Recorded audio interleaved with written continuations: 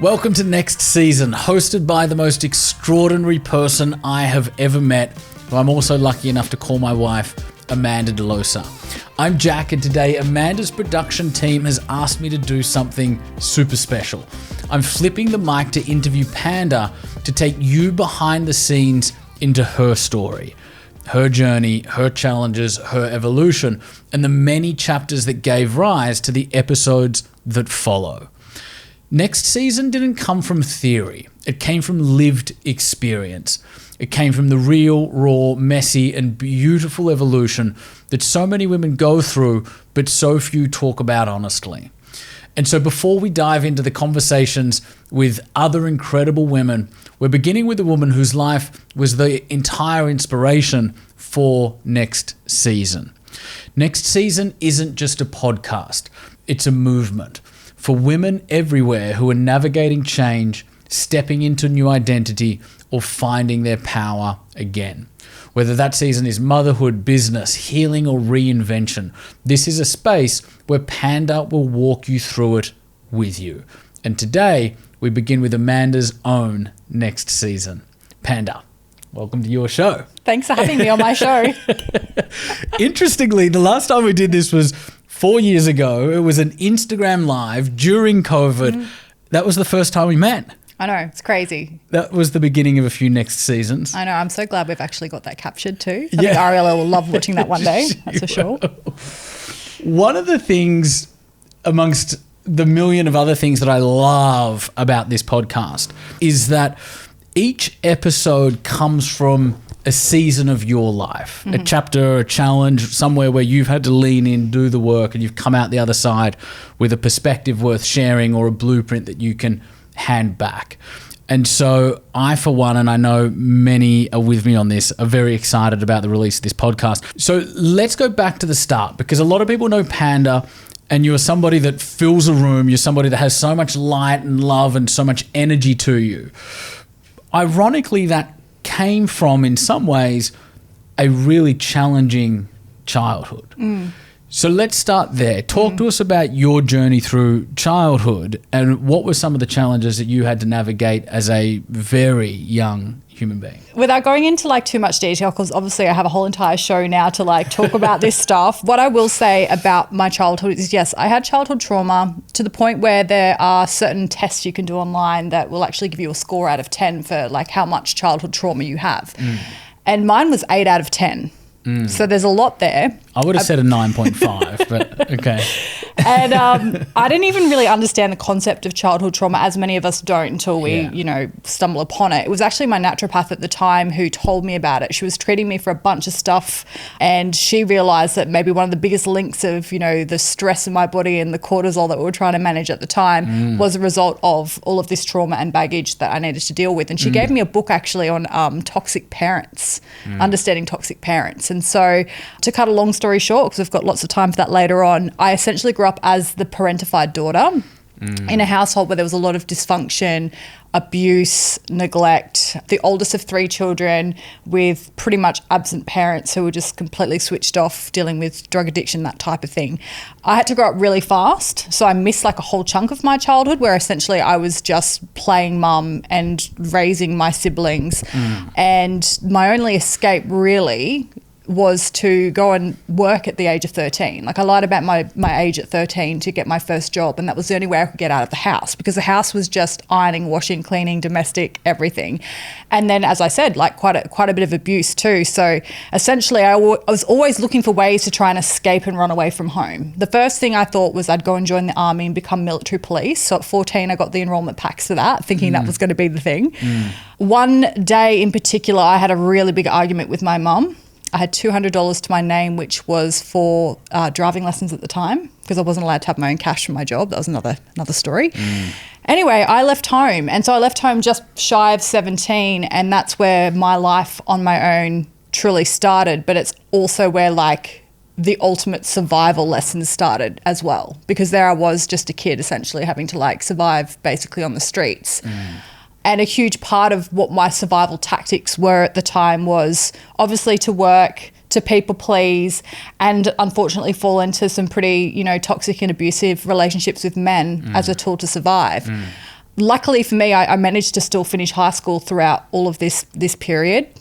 And then went on to obviously have like a pretty, what I would say, brilliant career. But you mentioned before, when people meet me in a room and I light it up and they hear this, when they do hear this story, they're like, whoa, like you could have turned out any other way than what you have. Like your life could have been totally different. And I think for me, like, yeah, I've always had so much determination of knowing that I was meant for something bigger and better. And I never wanted anyone else to take that away from me. Like, what life I could build for myself was ultimately the only thing I could control at the time. So it's been like, that was like the North Star and the guiding force for me. And I want to chat to you about the inner child work that you later did. Before we get there, I mean, at one point towards your late 20s, early 30s, the circumstance and the situation went from bad to worse. Do you want to just touch on what happened from a relationship with parent standpoint and what that meant for you for the last 10 years? Yeah, so it would have been mid-20s, I think it was about 24, 25. So my mum was really deteriorating bad with the addiction to the point where she perforated a bowel one night and ended up in hospital, and basically we sat in the ICU all night long while she was having life-saving surgery, expecting to hear whether or not she would come out the other side. And I remember being in that waiting room with my dad, my brother and my sister at the time, and saying to them, like, we've got to do something. Like, we need to stage an intervention. She needs to get proper help. We need to, like, book her into a facility so that she can, you know, get past this addiction. Because essentially the perforation was a result of years and years and years of neglect of the morphine and other things that she was taking, overstretching. And anyway, that's a whole other technical thing to get into from a medical perspective. But to cut a long story short, that's what we went home to do. And the day that we staged the intervention, and I said, look, I've set everything up. I've got a private rehab facility on the Gold Coast, all ready to take you in. We had gold standard health insurance. Like, everything was paid for. There was like no reason why she wouldn't go. And I didn't think that there would be a reason, because I thought, once we say we love you so much and we're so scared that you almost died, like, please choose your family, because we don't want you to die, basically. The next morning she took off and I didn't see her again for some time. So we actually supported my father through that period for reasons I won't go into right now, but perhaps we can explore later on. And we stood by him and helped him through a lot of legal processes, which included me giving up my full-time job at the time to really, you know, jump in and support him and the family.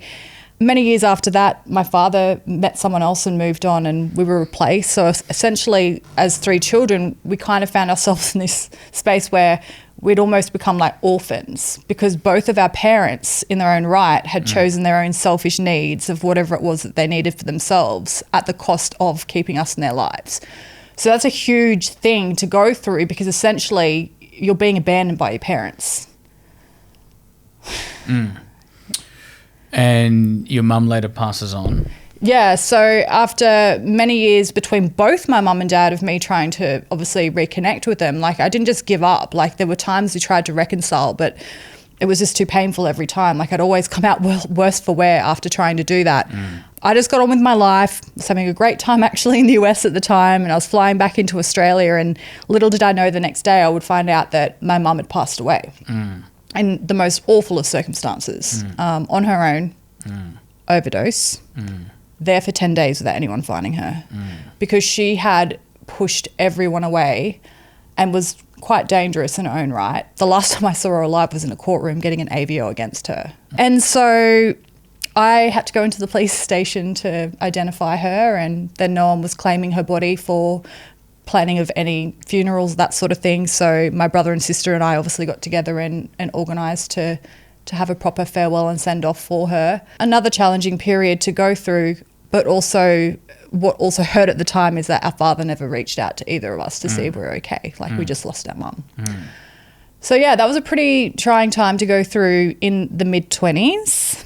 And then, like, what I've always done, I guess, to pick myself up and just keep charging is to just, you know, keep focusing on career. And that's what I did. Not long after that, I did end up in that political career, which most people know me from. And then obviously went into entrepreneurship, and I just kept chasing goal after goal after goal and showing up and dazzling. And I did this till like 35, and then I had this like epiphany where I was just like, it was around the time Mum died actually. It all combined. It was like Mum had died, we'd about to go into COVID. I realized I didn't want to be in my long-term relationship anymore. Like everything hit me all at once, and I felt so disconnected from myself that I didn't even know what my needs were or what I really truly wanted in life. I just felt like I'd been running on complete autopilot, which when you think of all the trauma I'd been through, it makes perfect sense, right? Like I'm just dodging having to go through all that feeling and just having to keep going. Yeah. Yeah, and one of the things I love most about you is you never play victim. And the situation that you're talking about now, you essentially were a victim of it, but you refuse to allow that label to stick. And so one of the things you'd been doing around the time that you and I connected was a lot of inner child work, which is where you review, the key chapters of your childhood and try and revisit them and reframe them from your developed adult perspective. Talk to us about how that process was for you and what some of the learnings were. I think one of the biggest things was like in the re-parenting side of it, like actually putting myself in my parents' shoes and understanding that at the capacity of where they were at, intellectually, mentally, empathetically, like perhaps they were just doing the best that they could. Yeah. They were both obviously carrying a lot of their own trauma and demons. And so being able to look at how everything happened and place it from a place of them just not having the tools in themselves, not having done any of the inner child work, themselves never accessing any kind of mental health support or therapy, because we grew up in a household where we were told that everything was private, we weren't discuss anything outdoors, still tongue wise head, be seen and not heard. Like there's a lot of this like privacy movement in our home. And a lot of it was, I guess, to hide all of this shame and all of this dysfunction that was going on. So when recognizing that, they were essentially doing the best that they could, I then was able to be kinder on how I took it, because it wasn't like they meant to do that or they meant to inflict that pain on me. It was more that they just didn't know how not to. And so there's more compassion there, like particularly around mum. As you know, like since becoming a mother, like I spend so much more time thinking about her and trying to understand like where it all went wrong, where she went from being the loving mother of 3 children, who at the time was running a business and was enmeshed with her parents and had like a lot of stress, right? Like she did such a great job given the circumstances that she was in. But obviously something really sent her off kilter at some point. And her way of medicating that was obviously to lose herself to addiction. So I have so much more empathy and compassion for what she went through. That takes the sting out of it a bit in terms of like how I take the blame for it. And I think, when one understands human psychology, who you are today actually fits perfect with that backdrop. As Carl Jung that said, for a tree to reach heaven, its roots must reach hell. Often the people that have been through the hardest periods and the greatest adversity often show up as the strongest and most beautiful people because they've had to do the work in order to become who they are. I think you're you're perhaps the ultimate example of that. So if we switch gears a little bit, Instagram Live 4 or 5 years ago. That was the beginning of a few new seasons. Yep. Talk to us about your journey since then. And obviously for the listeners and the viewers of this, we're talking about all of these different aspects because these are all of the different aspects that firstly will give you context into Panda's journey, but secondly set the stage and the scene for the episodes and the conversations that follow.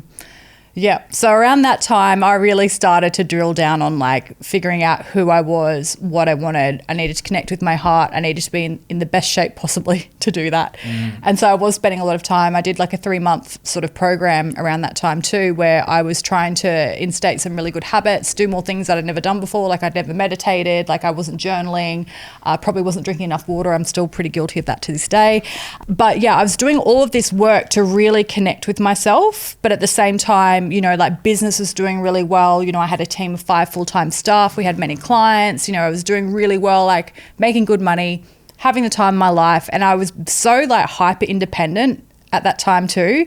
And so I was feeling really powerful within myself to the point where I'm like, gosh, I've created such an amazing life for myself that I could just do life by myself and not really need anyone else. Because my experience of ever having anyone else in my life to that point was I'm going to have to look after them. Like I'm going to be responsible for them. And at some point I'm going to then have to compromise on where I want my life to lead, because there's always this little bit of like this anchor kind of holding you back or making me feel bad for wanting more and being more. And like, did I have to dull myself down to like fit, the world that I was in, or did I need to like let go of the people around me and soar and see where I could go? So I was in this kind of conundrum at the time. And then obviously we connected. And when we connected, it wasn't even like I was like seeking you out as that, because both of us, when we first met, we're in the same space of we don't really need relationships. We're like, so happy to be solo. So happy to be solo. And the only way you would ever welcome someone in at this point is if they're going to make life better. Yeah. And that's essentially what happened with you and I. Yeah. But when that happened, like everything changed. And I've told this story a few times now about my manifestation journal from like 8 to 10 years ago and all of the things in it that I wanted. I always wanted to live in Sydney. I wanted to have a harbour view. I wanted to drive a Range Rover. I wanted to have a partner and children and a family that was full of travel and like-minded values, business. Like it's crazy. Like this letter that we found when we were moving, one of the 3 times since we've moved in the last 2 years. Literally spelt out the life that we've created together. It's incredible. Like the dream life. Yeah. And it all came from having the courage to decide that the life that I was living, so long as I continued to people please and let everyone else hold me where I made them feel safe and comfortable, as opposed to taking the risk of just going out and doing it alone, I would never have had. It's amazing how many women reach out to you on Instagram. Again, a large reason for you launching this podcast, and talk to exactly that. It's like, hey, I'm in a similar situation to the one I saw you were in a number of years ago. And then the courage to change and take steps out of what was your nest back then to kind of recreate your whole life essentially is something that a lot of people have found very inspiring. Yeah, because it's a lot.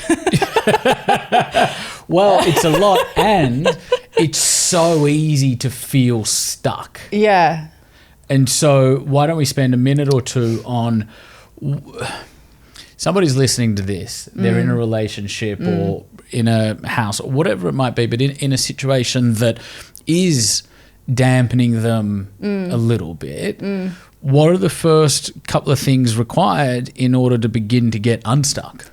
I think the biggest thing is if you're feeling stuck, it's generally you're stuck feeling like you're responsible for this external outside circumstance, as opposed to being stuck within yourself. Not being able to get to where you know true in your heart and soul is where you're meant to be is the worst feeling of stuck that there is. Yeah.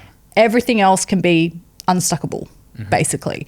And it just takes the courage to take one step towards doing something very, very different. Yeah. So a lot of people will consider career change as one way of getting unstuck, or starting a business, or like moving, Having a conversation. Yeah.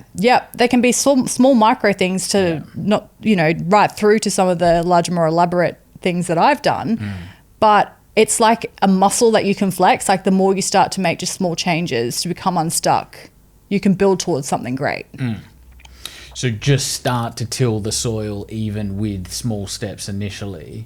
Yeah. And that will continue to lead you somewhere more positive. Yeah, definitely. Just being brave to break some of the chains and habits and routines that you've got stuck in that are comfortable. Like a lot of it is like outside comfort zone stuff, and a lot of it is trial and error. And it's like literally just like booting yourself out of the nest and learning to fly. Yeah. So let's talk about booting yourself out of the nest. The podcast is called NXTSZN. And so at that point you entered, a lot of next seasons. Talk to us about how all of those next seasons can currently were for you initially. So what's interesting is you always think you know exactly how it's going to pan out, but it never turns out the way that you expected. So I'm thinking, moving to Sydney, Jack and I are going to be together. I'm going to be growing my business down there because this is where I've always wanted to be, because there's more opportunity and most of my clients are in Sydney at the time. And I'm imagining going to social events and being out, most nights, making new friends, like really like immersing myself and becoming, a known person, I guess, in Sydney. But little did we know that the day we picked up the keys from real estate, the house, that would also be finding out that it wasn't just me moving to Sydney anymore. There was two of us. There was two of us. I had a hitchhiker. And literally, when Panda says picking up the keys, she means picking up the keys. And so we're in the car. It's you, me, and Kate, who's one of your close friends. And I think you're playing the role of kind of your assistant at the time as well. Yeah, at the time, yeah. And so Panda jumps out of the car, runs into the real estate agent to get the keys, and then we see the pregnancy test results. Kate sees those results come through on your phone. Inbox. Doesn't open the email, of course, because we're going to wait for Panda to get back in the car. Panda gets back in the car, opens up the email, looks at it, and then just freezes. And so Kate and I know exactly what's just happened. Obviously, the result was really positive. And so Kate and I are excited and we're jumping around and, kind of celebrating the news that I don't think it had actually come out of your mouth yet, but we could just tell because Pan just sat there frozen. Just staring at her phone, frozen. By this point, I'm driving the car again. We're driving around, and every now and again, I'm looking over the Panda, wondering, she'll thaw out soon, surely. She'll thaw out soon. And then, surely enough, 10, 15 minutes later, you sort of started to smile, regain some basic human movement and function in your body, and started to blink and stuff like that. And that was a big moment, and that was when we were literally on our way to move into our first Sydney home. Big news. Yeah. I remember walking out to that back deck and going, I thought we'd be having a housewarming party here, but it's more likely we're going to be having a baby shower now. An alcohol-free one at that. Yeah, so it threw a massive spanner in the works, because I had this whole plan of, I'll transport the business down there, I'll still be able to run the business, I'll be able to grow and scale the business, and we'll be kind of, living... Well, both being on our own individual missions as entrepreneurs, and we'll have heaps more time to be spending together, just you and I. But the baby thing was, it changed everything. And at that point, I kind of didn't know how it was going to affect what I wanted to do going forward. I didn't know if I wanted to keep being the businesswoman or if I wanted to be a stay-at-home mom. I had no idea. And I think there was a lot of uncertainty even through my team at the time around what is she going to do next, because 1 minute she's here on the Gold Coast running an agency, the next minute she's gone to Sydney to be with Jack, now she's pregnant. So, I kept a couple of my key sort of stuff with me at that time, but I went through that first part of the pregnancy and even the first year of Ari's life thinking, I'll just kind of keep the business on life support, few clients, keep it going, but I didn't really know exactly what I wanted to do with that. Yeah. And then in hindsight, obviously, trying to kind of hang on to who I used to be and then be initiated into motherhood created the perfect storm for what was coming next. Yeah. And so this was a really interesting period for us because in hindsight, it's one that I certainly believe isn't spoken about enough, which is that whole postpartum period and the experience of postpartum depression and postpartum anxiety. Subsequently, Ariel has now turned 2 a little while ago, and everyone we've spoken to, if you speak to a new mother, she goes, or someone that's been a mother for a little while, they will often tell us that, they experienced it. And if you speak to any father, they will say, my wife experienced the same thing. Universally, I think I'm yet to speak to someone where it hasn't occurred. Yeah. And so talk to us about that season for you in terms of Ari's been born, you're in a new state, business is life support, no real family or friends based in Sydney, although we had, a lot of them visit us occasionally, which was super awesome. Yeah. Talk to us about the difficulty of that period. It's just such a shock when I think back to it. It was just such a shock. Everything has changed, everything is different, and at the same time, my body had been through so much because I had a C-section, so I'd had major abdominal surgery. So we're talking, 9 layers of me being cut through to start with that I'm recovering from. The hormones, I'd never been a hormonal person before. I'd never actually even been an emotional person before. I was the kind of woman who would have a good big cry once a year, if that. Yeah. I just kept on top of my emotions, right? Yeah. Motherhood, it was just coming out of me. I've told you before the story about being in the bathroom going through 2 rolls of toilet paper because I couldn't stop sobbing. And I don't know why I couldn't stop sobbing, but you talk to other mums and you hear this is so normal. It's the massive drop in hormones, the baby blues, et cetera. But for me, I think what I struggled with so much is I felt like I had everything I ever wanted. I didn't want to feel ungrateful. I love Ari and you so much. Why am I so sad? I don't need to survive anymore. I've landed, I'm safe, I'm home, I'm exactly where I'm meant to be. So just trying to sort my head out and try and figure out where is all this sorrow coming from? Like, why do I feel so shit? And like, why do I feel so crazy? And why can't I actually like figure it out? And it was because, you know, when I started talking to obviously therapists and that sort of thing, it was just the accumulation of like so many big things that I obviously tried to master at once. And the physical and chemical element of pregnancy and childbirth. And the fact that, so all of those things, but like that's the external stuff, right? But the internal stuff was my brain had completely rewired itself as a mum. My body had completely changed, like everything. So yeah, you just wake up feeling like you've just had like an alien invasion take over. And one of the scariest things is like, am I going to be like this forever? Like, I don't feel like myself anymore. And that's scary because you think like, if I don't feel like myself, then other people aren't going to feel that I'm myself either. And I think that actually even added to what followed for the last couple of years after that is like just not even really feeling confident to like really put myself out into the world or even be around my friends and family, because I knew they would be like, what's up with you? Like, you're different, like you've changed. And at that point, I didn't really know what to say. I'm like, I just feel weird. Yeah.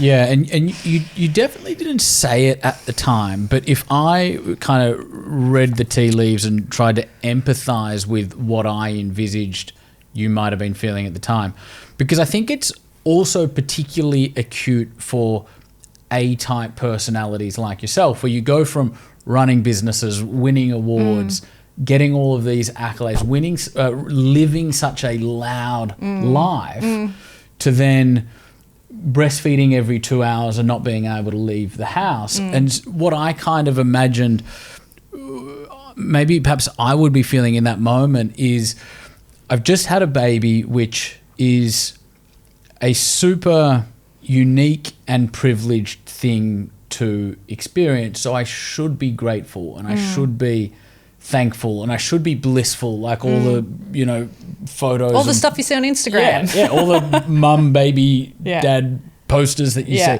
that talk, you know, you sort of give this bliss vibe of this postpartum period. But then you're stuck at home. You're not able to live life really for a few months outside of being a mother. You're absolutely sleep deprived. And so you're a couple months in, probably, if we're really honest, probably feeling like this sucks. And like, have I just completely fucked up my life? But I'm not allowed to think that because what I've just experienced is genuinely such a miracle. And so I imagine there's this whole like, do I regret this? Even though I don't, because I love my daughter so much. And so there's multiple layers to it. There's a whole identity loss to it. And then you're probably carrying a level of confusion and guilt because you want to be grateful. Yeah.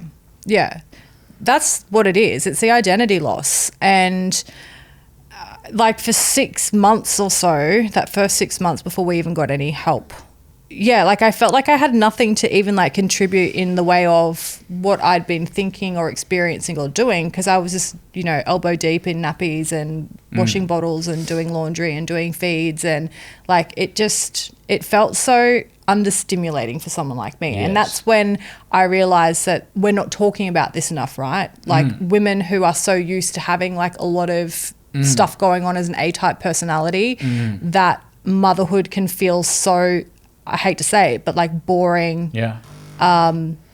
It's just, you just don't feel like you're achieving anything. There's no gold stars. And so then there was a moment, you're washing bottles in the sink. We lived in Castle Cove at the time, so the kitchen would kind of overlook Middle Harbour. So you get this beautiful kind of river, for lack of a better word, overlooking it. Middle Harbour, overlooking a kind of really green, lush national park. And so beautiful scenery, but you're standing there sort of slouched over the sink, washing bottles, and I come home and I look at you and I just think, Panda's not here. She's kind of left the building in a sense. And that was a defining moment for us in terms of the decision that we made subsequently.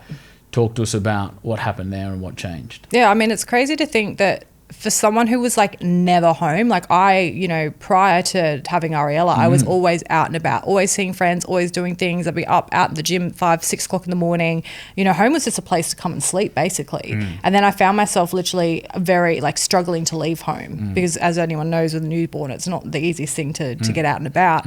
So being home and not really being able to leave too because of the schedule that you're put into when you are breastfeeding and feeding and running around naps and cleaning and all the rest of it. So the only logical way to actually be freed up to be able to start finding myself again was for us to get help. And it was actually you who suggested it, because even I felt too proud to have someone come in, because at the time I was hearing a lot of negativity around, like, if you get someone in to help you, you're basically outsourcing them, like raising your daughter. I'd never get someone else to raise my children. And there was like so much like judgment about that and how people would look at it. But it's so stupid when I think back to it, because most people rely on grandparents and aunties and uncles and friends, like, or, you know, the village, the community, whatever it might be in that situation. We should have given ourselves more credit for the fact that you and I were just doing it alone in Sydney without any of our family and friends. That I hadn't even had a chance to go make any new friends yet. You know, you were very busy in the business. Like we had, you know, I mean, we should have done it sooner. Yeah.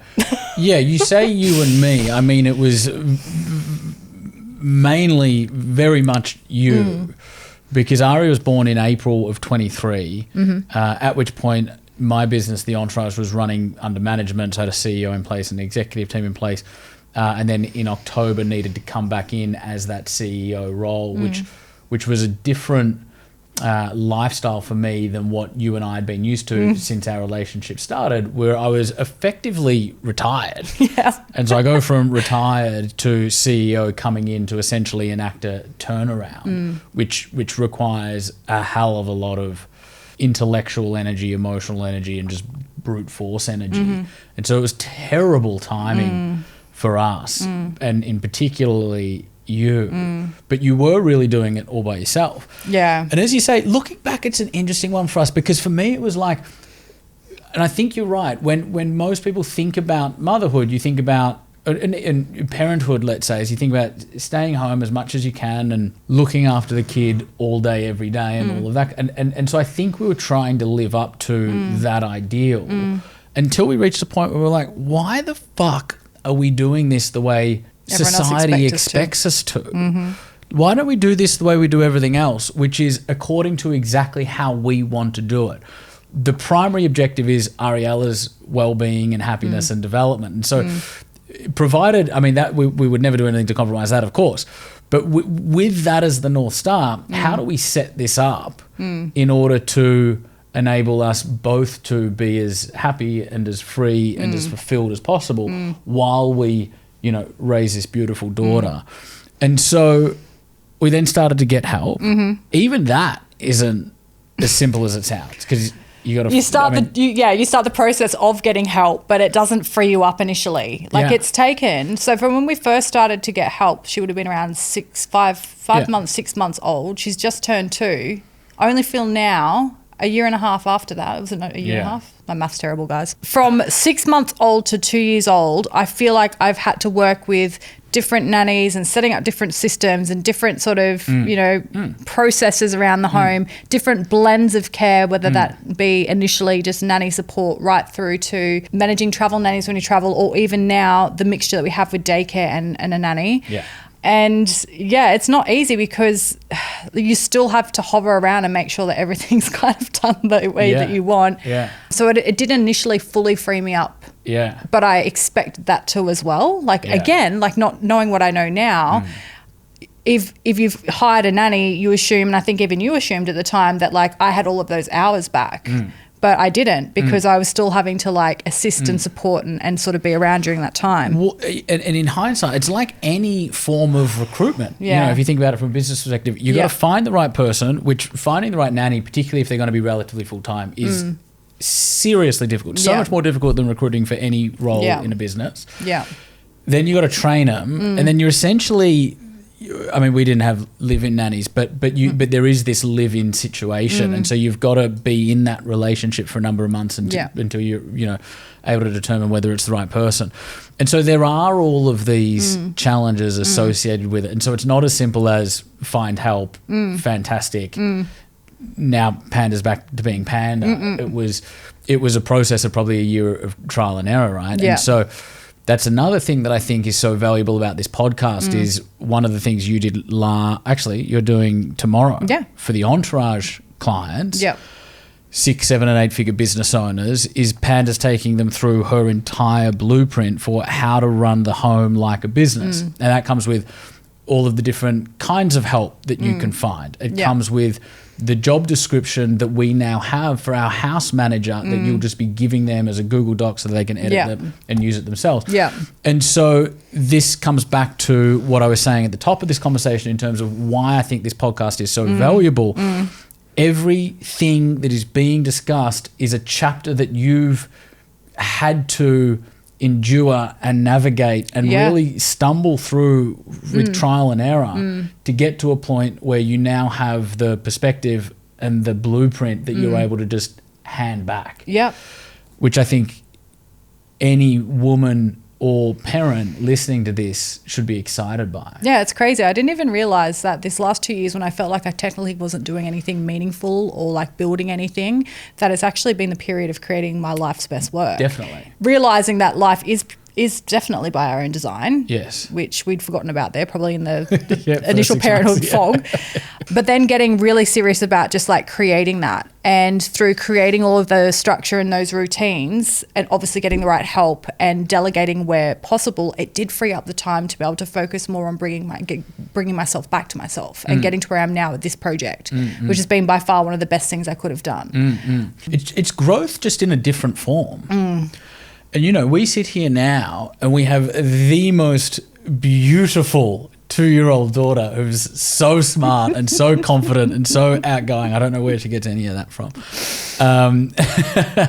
And, you know, she's been to 8 countries. She's been on over 100 flights. She's still alive, tick. And that's all you're doing and reflective of Just thinking about how many suitcases I packed for those 8 trips. But you did it. You did it. And you did it so incredibly well. That's not to say that it was all rainbows and butterflies, because it wasn't. But you did it so well, and you're now able to help hand that roadmap back to others that may be going through a similar season. Yeah, definitely. I mean, anyone who knows me know that I always jam like way too much into like I say yes to too many things and try to make everything work all at once. And I think like particularly that last year, like last year was insane. It's crazy. Like we went into this year going, okay, like we're not doing last year again. We're not doing 8 countries. We're not traveling for 5 months of the year. We're not moving house twice. I mean, you know, off the back of that too, we got married as well. We had the retreat. We had a couple of hospital visits too, all thrown in for good measure. You know, life happens to us too. And I even got to a point where I started to realize like the harder you go after life, the more gets thrown at you at the same time. Oh, yeah. It's like we experience what I feel like most people would experience in a 10-year period in 1 year. It's it was an accelerated personal development program. And so even that, you know, as very inspiring reasons to, you know, put this together. And essentially, you know, the show does bring in different experts in their field too, that are people I've worked with during that period or I've discovered through the research I've done on the different topics. And so before we get to that, the other aspect of this journey that you've been through over the last, let's say, 4 or 5 years is really a returning to heart. You know, you and I watched a video of you from 5 years ago recently. Yeah, it was during COVID. And I genuinely, no exaggeration, didn't recognize who was on the video because she was so different to the embodied, grounded, heartfelt Panda that I know and love. What catalyzed that? What was that journey like? A real kind of, I suppose, softening. It was around that time again, like it's sort of all catalyzed from the 35-year-old realizing I had no idea what my needs were and feeling completely disconnected from myself, but then realizing what I truly craved was love and peace, and I didn't think that I'd ever actually felt that up until that point. So then became the quest of how do I prepare myself for love and peace. There's a lot of work to do there from a personal development perspective, but motherhood is the best, hardest, most grueling personal development program you can ever go through. Absolutely. In terms of it breaking you apart into so many different little pieces. Yeah. Not breaking you completely, but enough to make you have to think about how you want to rebuild yourself going forward. Yeah. And you spend so much time just in your own head dealing with the hormones and the emotions and the feeds and whatever else, the sleeplessness. So much time to really sit and think. And whilst I thought I wasn't getting anywhere or doing anything particularly wow during that period, as I've mentioned before, it was preparing for my life's greatest work, because it gave me the time to sit and reflect and like work through things and to feel, to feel for the first time in a very long time. Yeah, I remember when we started dating and commenced our relationship, I remember thinking, and I voiced this to you at the time, I'd never met somebody that had given so many other people so much love in such a high intensity, but had perhaps never received the love that they deserved. And so I remember thinking, I don't, and you know, I'm more than happy to kind of admit my bias here in this particular situation. But just thinking, yeah, there was an imbalance, and just thinking how much you deserved to be loved properly and be treated properly. Because it was as if, with the exception of course, Maddie and Kiana and Tash and, you know, our remaining family in that sense, that there hadn't been enough of that for you. No. And the way I got it was by giving it to others. It's like I could always experience love through giving love. Yeah. Even if I didn't feel like I was always receiving it or had ever received it. Yeah. I just love love. You know, it's about me. Like I love looking after people. I love helping. I love nurturing. Like I think it's the most beautiful gift that you can give anyone. And just to experience it, even as the giver, was like enough for me. But to actually have received it properly for the first time in my life is probably the biggest shift in who I am and how I move and exist today between you and Ari. Well, two pieces of my heart that were always missing that I never knew I needed but did and can't live without now. Literally, you know, Jack's away, I can't sleep. So used to having him around. I got this beautiful present on Mother's Day, which is just recently, teddy bear that has a little hand that you push, and it's got Ari's voice recorded in it saying, I love you. Like, oh, now I've got this to sleep with. But yeah, like even... I think I'd gotten so used to thinking that I could just operate in the world without it, but showing it and showing it up for other people, and not realizing how healing and transformative it could be for me to actually receive it. Yeah. But then in receiving that for the first time, it's like whenever you go through anything brand new for the first time, it's like, whoa, like what is this? Yeah. Yeah. And I think prior to that, it was the whole, you know, you couldn't be loved, and so you decided to be love your whole life, and you always emanated that. Yeah. And so, I think you're as everybody is, so deserving of love yourself. Alrighty, so let's talk podcast. Yeah. It's 10 episodes ready to go, and this is just the beginning. Talk to us about the first one with the amazing Emily. Yes, so Emily, also from the Gold Coast, it was lovely to have her in Sydney, has also been through quite a challenging period adjusting to motherhood. Her kids are a little bit older than Ari. She's got 2, but she's also dominating the European market at the moment with her hair extension line, Hadril Hair. And also what we have in common is she also found love a second time round. So we have a really good chat about all things growing empires, motherhood, outsourcing, getting help, and love. Yeah. And then the episode 2 I'm really excited about as well, which was with Katie. So talking all things sex and sensuality. And I share a story that I've never really shared ever before about my own journey through that, which is really powerful. And obviously working in that space more recently, you know, only since I've met you, has definitely improved my life tenfold, if not more. When you say working in that space, you sound like a lady of the night.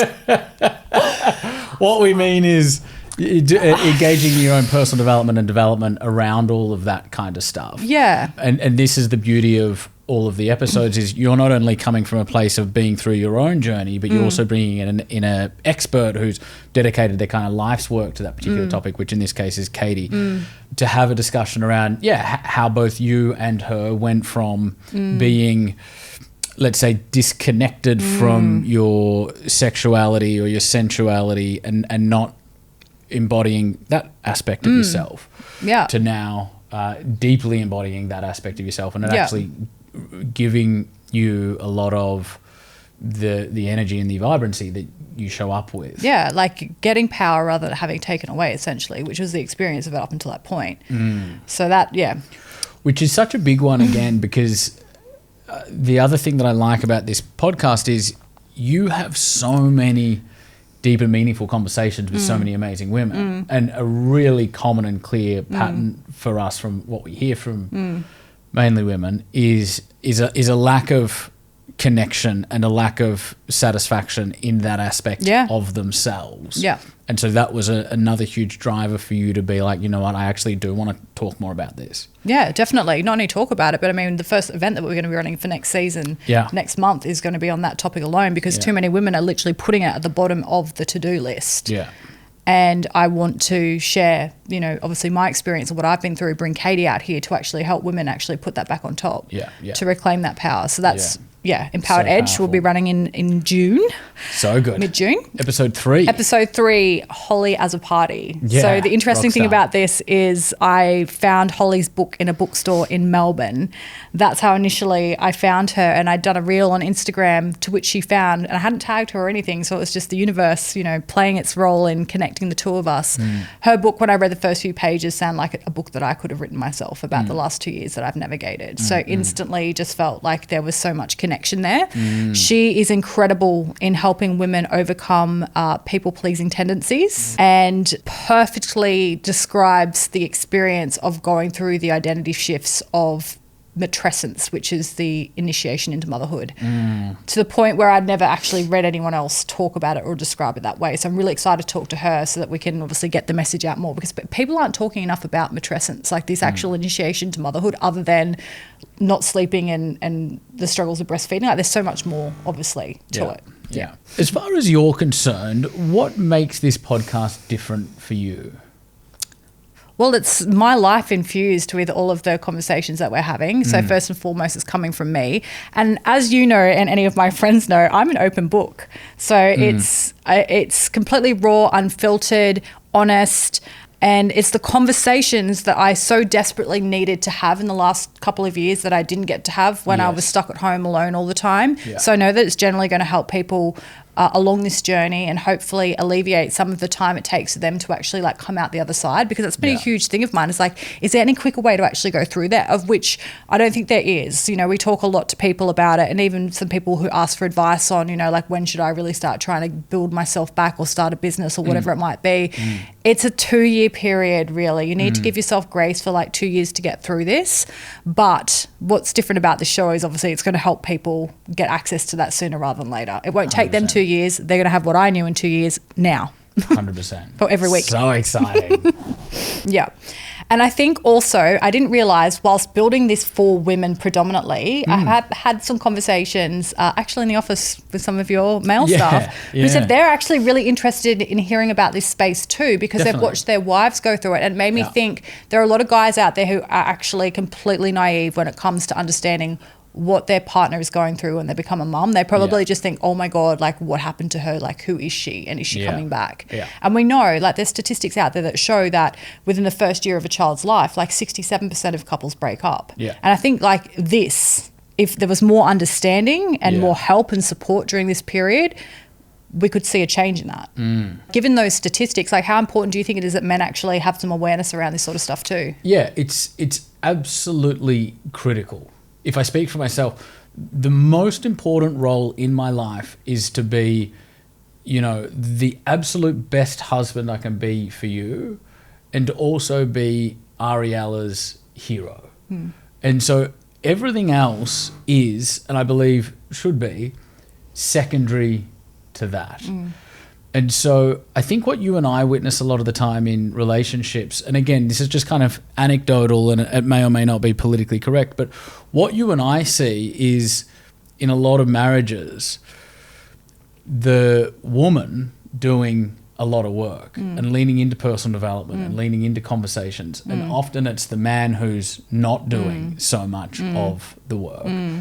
And so I think the other pattern that gives rise to, that I'm sure everybody's, probably witnessed and experienced, is that ultimately the union grows apart. Yeah. Because one party, usually the woman, outgrows the man.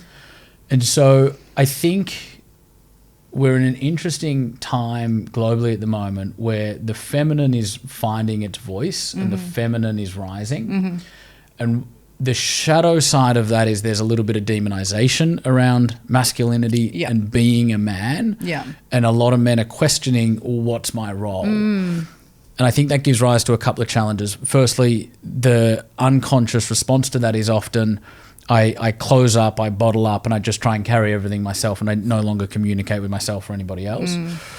Or I kind of swing to the other extreme and become this feminized version of what culture now tells us, a sensitive new age man should be, which I think is predominantly bullshit. Men are not hairy women that need to be trained. Men are men, and we need to find conscious ways to be great men, mostly for our wives and our daughters and our sons.